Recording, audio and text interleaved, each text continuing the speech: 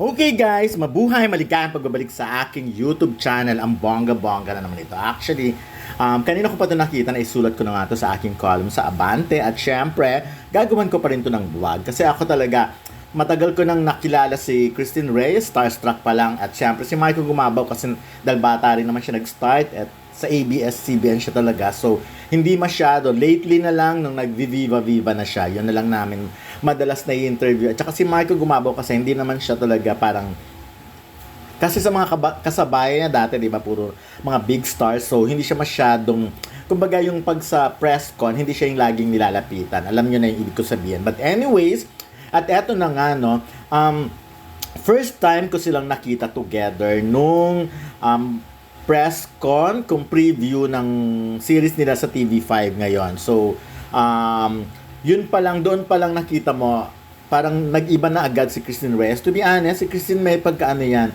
maldita, supladita. Yun talagang image na starstruck pa lang. And then, lalo na nung nalipat siya sa ABS-CBN, hindi siya yung tipo ng artista na palabate or bumabate or lagi nakangiti.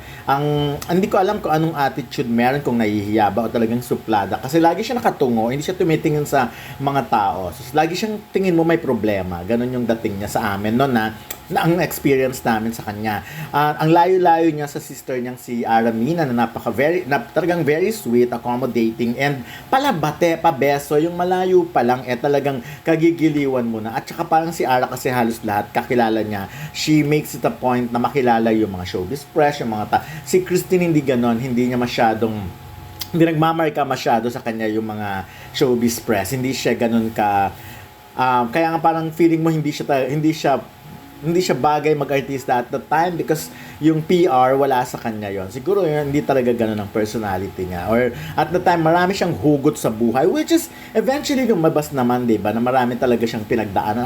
Ako nga, ang dami kong naririnig na chika about Christine Reyes, especially taga Marikina lang naman siya at marami akong kakilala sa Marikina. But of course, hindi naman yun parang wala pang concrete na basihan pa rin. Mas maganda yung first one, although yung mga nagkikwento ay malalapit din sa kanya. But anyways, ayun nga, nakita namin yung changes kay Christine Reyes, talaga ang laki ng pagbabago. Ngayon, always nakasmile, always, tsaka pag interview, hindi na siya yung parang nag-iinarte, yung lagi nakasimangot, hindi na ganon. Lagi siya nakangiti at kahit tungkol kay Marco Gumabaw yung tanungin mo, talagang sinasagot niya yun with open arms. Talagang masaya siyang sinasagot kasi nga feel naman talaga niya yung love ni Marco Gumabaw. Kasi Marco kasi very showy yan.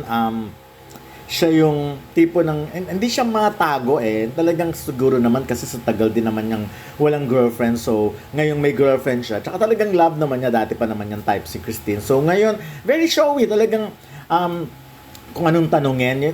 Actually, yung mga tanong nga sa kanila, questions na para sa mga magjojowa na matagal na. Kumbaga yung parang nagbilang na ng 7 years because tinatanong na sila about marriage, tinatanong na sila yung mga future plans na, yung mga ganon. At of course, ang mga sagot naman nila ay hindi naman sila mag-i-stay sa isang relationship kung hindi long term yung naiisip nila. By the way, as nakikita nyo nga yun, so nakikita nyo sa mga video na ito at nasa thumbnail din naman kasi si Christine talaga, sabi nga bumalik na yung dating Christine kasi there was a time na si Christine medyo gloomy nga yung itsura niya, tapos kahit yung body niya medyo napabayaan niya, but this time bumalik yung Christine Reyes na super sexy, ganun na. I remember sa press ko nung Made in Malacanang tsaka isa pang yung movie niya, yung part 2 nun, sa interview sa kanya sinabi niya na parang stop muna siya sa pagpapasexy, na talagang gusto niya nga muna yung mga ganung pelikula yung gagawin niya. But look, sa Instagram naman niya tinatodo ang pagpapasexy at yes,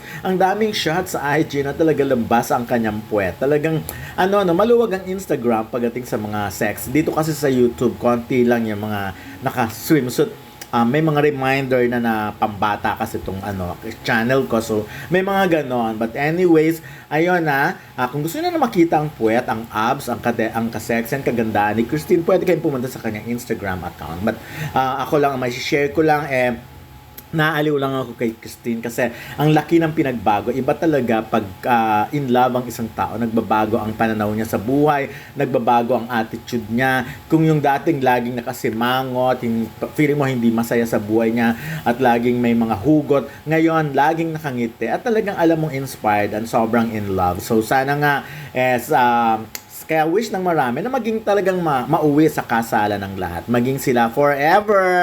Ayan na, bonggang-bongga yan.